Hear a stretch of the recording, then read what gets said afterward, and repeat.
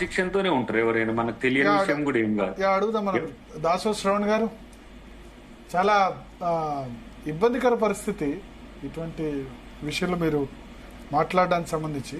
అయితే ఒకటి, ఎయిర్పోర్ట్లో ఇప్పుడు మనకు విజువల్స్ వచ్చి అక్కడ కనబడుతున్నాయి, ఎక్కడ గులాబీ జెండాలు లేవు, బీఆర్ఎస్ కార్యకర్తలు లేరు, జాగృతి వాళ్ళే కనబడుతున్నారు.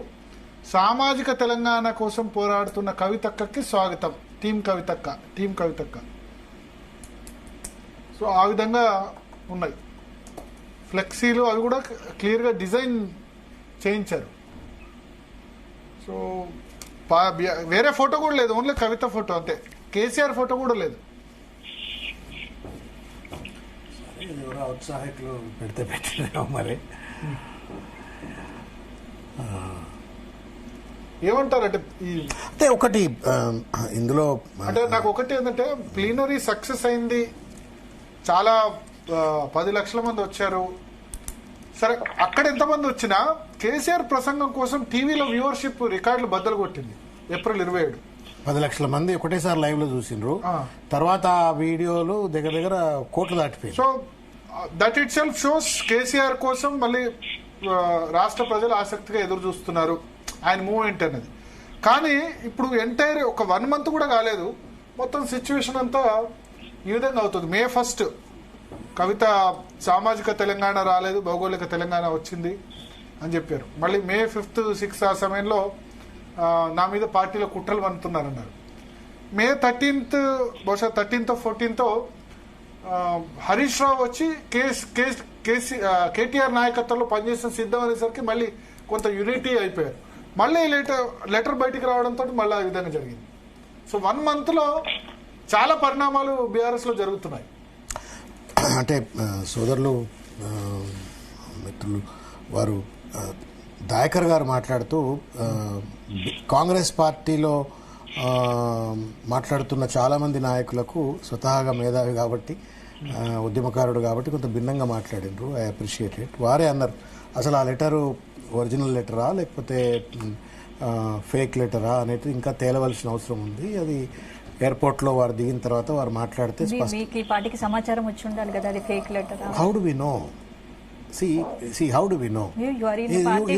You tell me. There are we are outsiders. No, నేను అదే చెప్తున్నా. How do you know? You tell me.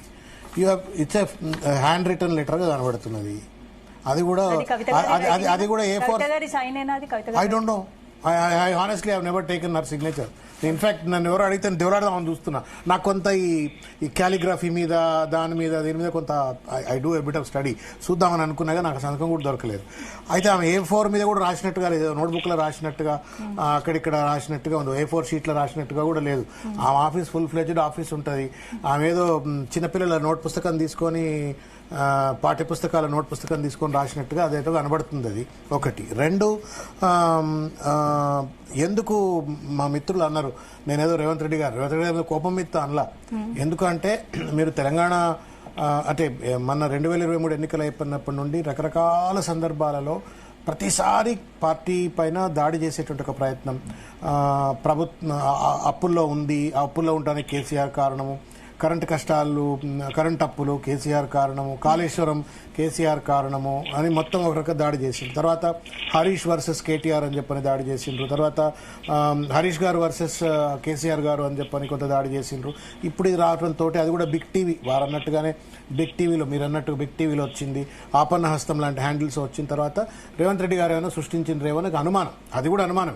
కవిత గారు రాస్తే కూడా రాయొచ్చేమో, రేవంత్ రెడ్డి గారు సృష్టిస్తే కూడా సృష్టించవచ్చు తప్ప నో కన్ఫర్మేటివ్. వీరు రాస్తే రాయొచ్చేమో అంటే కవిత గారు నిజంగానే బీఆర్ఎస్ లో కొంత అసంతృప్తితో ఉన్నారనుకోవచ్చు. కమింగ్ టు దాట్, మీరు ఆ లెటర్ చదివినారా?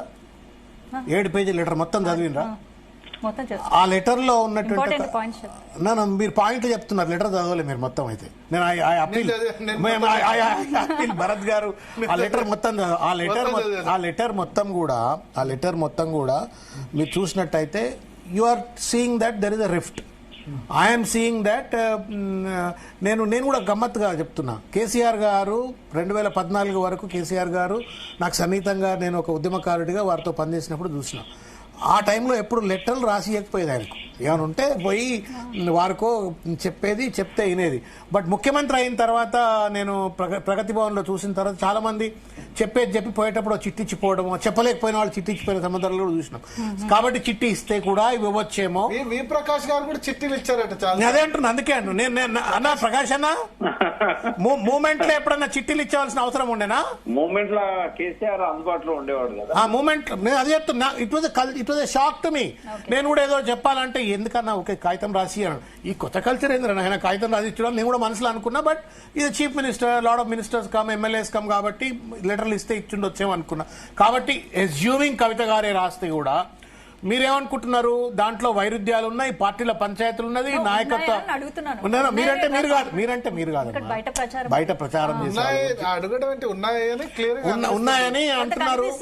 నేనేం that is what you see. నేనేం చూస్తున్నా, ఓ కూతురు తండ్రికి లెటర్ రాసిందని ఎందుకు అనుకోకూడదు? ఓ కార్యకర్త, ఒక నాయకురాలు బయట మీడియా ముందుకు వచ్చేసింది లెటర్ వచ్చిందమ్మా. లెటర్ అదే అంటున్నా. ఏ దొంగ లీక్ చేసిండు? ఫేక్ లెటర్ సృష్టించిన వాళ్ళు లీక్ చేసిండ్రా, లేకపోతే ఒరిజినల్ గా ఆమె రాస్తే ఆమె లెటరే లీక్ అయిందా? ఆమె పాపం నిజంగానే తండ్రికి లెటర్ రాస్తే ఆ లెటర్ ఎవడన్నా మధ్యలో ట్రాన్స్మిట్ చేసినాడో, ప్రకాష్ అన్న అన్నట్టుగా టెలిఫోన్ ట్యాపింగో, లేకపోతే ఇంకేదో మా దయాకర్ గారు అన్నట్టు ఎవరైనా ఫోటోలు కొట్టుకోపోయినరా, మొత్తానికి అది లీక్ అయి ఉంటే కూడా if you typically do the content analysis, మనకి ఇంగ్లీష్ లో మాట ఉంటుంది, you see what you like to see అని చెప్పి. నీకు ఏది ఇష్టమైతే అదే కనబడుతుంది, నీకు ఏది వినాలనుకుంటే అదే వినబడుతుంది. అట్లా రిఫ్ట్ ఉందని చూడాలి కాబట్టి రిఫ్ట్ కనబడుతుందో ఏమో. ఒక కార్యకర్తగా ఇంకోటి చెప్పండి, అందులో పాజిటివ్ అంశాలు ఉన్నాయి, కొన్ని సూచనప్రాయమైన అంశాలు ఉన్నాయి. సూచనప్రాయమైన అంశాలు ఏమన్నా భరత్ గారికి, మీకు, ప్రకాష్ అన్నకు, మా దయాకర్ గారికి, లేకపోతే తెలంగాణ సమాజానికి తెలవనివో, చర్చలు లేనివో, గతంలో ఎప్పుడు లేని కొత్త ఇన్వెన్షన్ కనబడదు. అది it's a consolidation of the feedback that is existing in the society. నాకు తెలిసి ప్రకాష్ అన్న లాంటి వాళ్ళు కూడా చాలా సందర్భాలలో చాలా టీవీలలో మాట్లాడినప్పుడు అందులో పొందుపరిచిన అంశాలు చాలాసార్లు మాట్లాడినరు. ఏమన్నా అవును మాట్లాడింది. కాబట్టి దాన్ని భూతద్దంలో పెట్టి దానివల్ల తండ్రి బిడ్డల మధ్యన పంచాయతీ ఉందని, అన్న బిడ్డ చెల్లెల మధ్యన పంచాయతీ ఉందని చెప్పని సృష్టించడం కరెక్ట్ కాదు. అయితే సరే, ఆ విజువల్ చూస్తేనో లేకపోతే ఇప్పుడు ఆమె వచ్చి బయటకు వచ్చి ఏం మాట్లాడుతుందో చూడాలి ఫస్ట్ ఆఫ్ ఆల్. కాబట్టి నేను ఒక పాయింట్ ఏమని చెప్తున్నామా అంటే అమ్మా, అది ఒక కన్సాలిడేషన్ ఆఫ్ ఎ ఫీడ్బ్యాక్. ఆవిడ దగ్గరకు వచ్చి నేను కూడా అనుకున్న మీటింగ్ ఇట్లా ఇంటే బాగుంటుండే, అట్లా ఇంటే బాగుంటుండే, ఈ లొకేషన్ కాకుండా ఇంకేదైనా పెడితే బాగుంటుండే, 6 గంటలు 7 గంటలు మేము రోడ్ల మీద ట్రాఫిక్ లో జామ్లు ఇరుక్కపోయినాం, గీడెందుకు పెట్టిన గాడెందుకు పెట్టాలని అనుకున్నాము, లేకపోతే స్పీచ్ లో ఈ పాయింట్ ఉండాలి ఆ పాయింట్ అనుకున్న వాళ్ళలో మేము కూడా ఉన్నాము. బట్ కేసీఆర్ గారి కంటే కాబట్టి ఆ ఫీడ్బ్యాక్ ఏమైనా షేర్ చేస్తే తప్పేంటి? ఇంకొక మాట, ఇట్స్ డెమోక్రసీ. కాంగ్రెస్ పార్టీలో అంటే సునీత గారు ధర్నాలు చేసినట్టుగా వచ్చి కారిడార్లో కూర్చొని ధర్నాలు చేస్తారు. ఈ పార్టీలో లెటర్ రాసిండ్రు, దాన్ని డెమోక్రసీకి ఎందుకు అనుకోవట్లేరు? ఒక opportunity of writing A letter to the president ఎందుకు అనుకోవట్లేరు? మూడోది ఏంటంటే, నేను చివరికి ఒక మాట చెప్తా ఉన్నామా, ఈ వైరుధ్యాలు దయాకరన్నా మీరు ఒప్పుకుంటారని నేను అనుకుంటున్నా. This kind of a internal struggle exist everywhere. మీరు ఏదో పంచాయతీలు అనుకుంటారు. Power itself is such a దురదృష్టకర అధికారం అనేటువంటిది అటువంటిది. డబ్బు కానీ అధికారం కానీ అటువంటిది. రాహుల్ గాంధీ గారికి ప్రియాంక గాంధీ గారికి మధ్యన కూడా వైరుధ్యాలు ఉన్నాయని చెప్పని చర్చ ఉంటుంది. ఆమెను ఉత్తరప్రదేశ్కి కన్ఫైన్ చేసినప్పుడు ఉత్తరప్రదేశ్కి ఎందుకు కన్ఫైన్ చేసిండ్రు, ఆమెను సౌత్ ఇండియా ఇన్ఛార్జ్ చేయాలని చెప్పని చర్చలు వచ్చినాయి.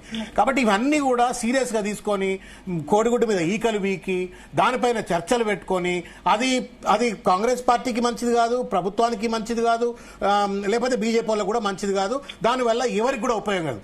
అయితే చివరిగా ఒక మాట చెప్పదలుచుకున్నాను. నేను కేసీఆర్ గారిని క్లోజ్ గా ఒక విద్యార్థిగా చూసినటువంటి వాడిని, ఉద్యమంలో వారు వెనుక నడిచిన వాడిగా, ఆయన స్ట్రాటజీలు చూసినటువంటి వ్యక్తిగా, ఆయన ఎప్పుడు ఏం మాట్లాడాలో ఎవరితో చెప్పించుకునే స్థితిలో ఉండడం నేను అనుకోవట్లేదు.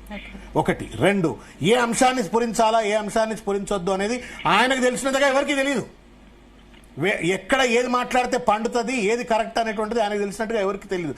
కాబట్టి దాన్ని కొత్తగా ఇప్పుడు ప్రజలు అనుకున్నది ఏదో కన్సాలిడేట్ చేసి ఇచ్చింది, తండ్రికి చెప్పాలి కాబట్టి పార్టీలో వాళ్ళ party they are integral part of that party, pillars of the party, Dayakar garu అన్నట్టుగా పిల్లర్స్ ఆఫ్ ద పార్టీ. కాబట్టి ఇచ్చిన దానికి చిలువలు పలవలు చూడొద్దు.